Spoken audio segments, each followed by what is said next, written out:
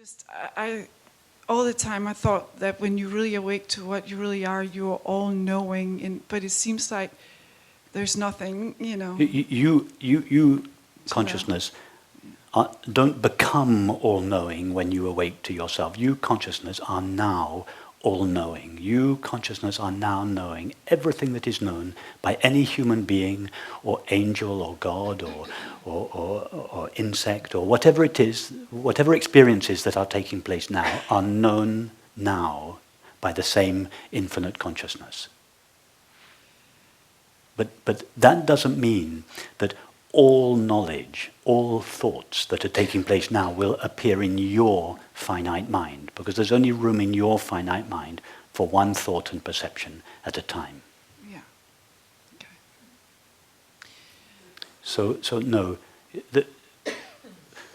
when they say that the Buddha is all-knowing, they mean infinite consciousness is all-knowing. But don't think that if the Buddha was the person, the historical figure that we now consider to be the Buddha, if he was sitting here, if we had said to him, can you tell me now what my mother-in-law in Paris is thinking? He'd have absolutely no idea. Okay. He'd look at me as if I was crazy. He'd say, what? I can't possibly know what she's thinking now.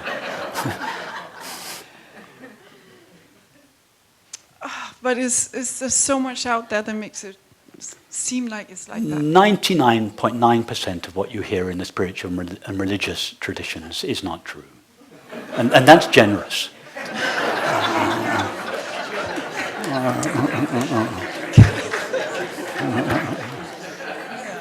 In fact, nothing, as we said earlier, nothing that is said, 100% of what is said in the spiritual and religious traditions, including what I say here, none of it is absolutely true. It is not possible to speak the absolute truth. So let's reformulate what I just said.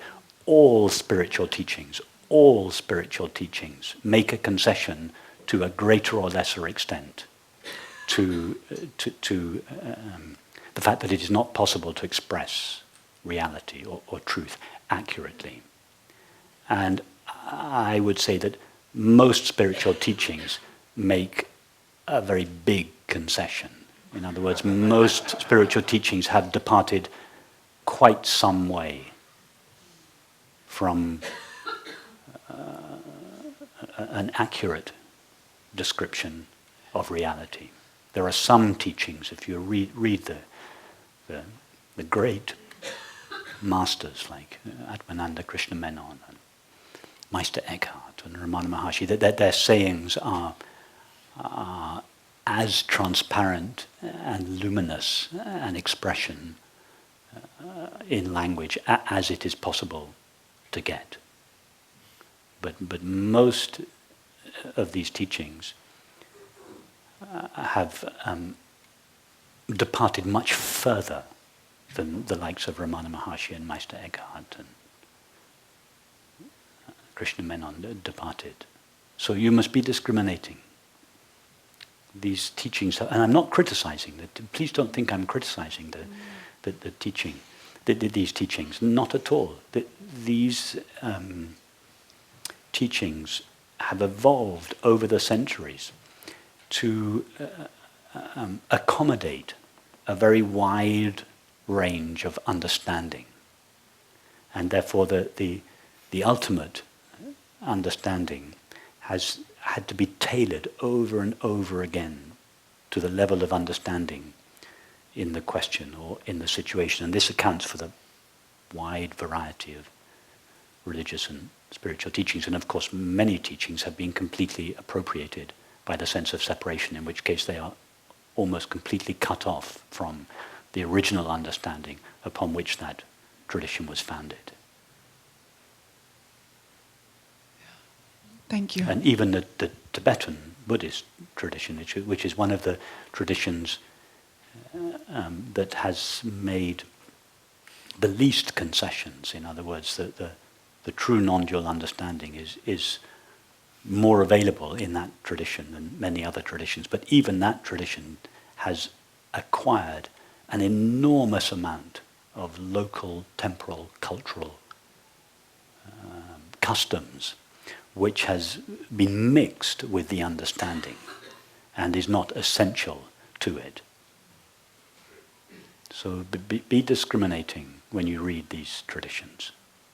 It is for this reason that it is important. That's why my first teacher said to me, the truth needs to be reformulated by every generation. It's why it is important that this understanding is reformulated in the language that is relevant at our time, in our place, so that we speak ordinary, everyday language.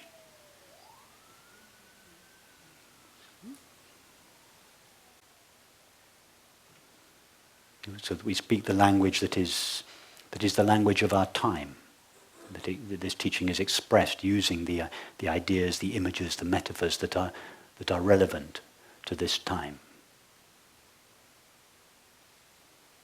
Ramana Maharshi and Plato used the idea of a cave and the prisoners facing the wall of the cave and the light behind them and the reflections on the cave. This at the time was a beautiful analogy. But do you think if Plato had had a laptop, he would have used the image of a cave? Of course not. Of course not. He would have used the metaphor of a laptop. Or Ramana Maharshi, he used the metaphor of the screen, the old-fashioned film, and the bulb behind it. The bulb was consciousness, the screen was, the film was the mind, and the screen was the world. Ramana Maharshi didn't have a laptop. There was a distinction between the bulb, the film, and the screen. But in a laptop, the bulb, the film, and the screen are all the same thing. It's much closer, an analogy. I've just upgraded it and called it a self-aware screen. In other words, a screen that is watching the film that is appearing on it. And one day somebody, in 20 years' time, somebody will upgrade my analogy of the self-aware screen and we'll start using holograms. Because the hologram, the self-aware hologram, is even more accurate.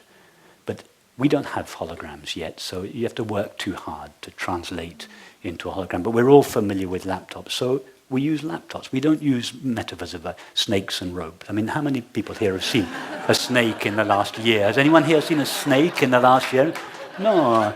Okay, a few of you have. How many of you here have mistaken a rope for a snake recently? I mean, it's just... It's not a metaphor that kind of means anything. That metaphor doesn't have any explanatory power because we cannot really relate. But we all have dreams at night. We can relate to the dream metaphor, the self-aware screen. We go to the theatre, King Lear and John Smith. This is the teaching is being upgraded, not upgraded, reformulated, sorry, not upgraded. It's the same understanding, but reformulated in a language that doesn't make it exotic and mystical and something far away and something extraordinary. Tibet is extraordinary. Japan is extraordinary. India is extraordinary. But the truth is not extraordinary. Someone once asked me, what's the relationship between Tibetan Buddhism and this understanding? And I respond, if you take away everything Tibetan and everything Buddhist from Tibetan Buddhism, you get this understanding. You take away everything mystical and everything Christian from mystical Christianity, you get this understanding.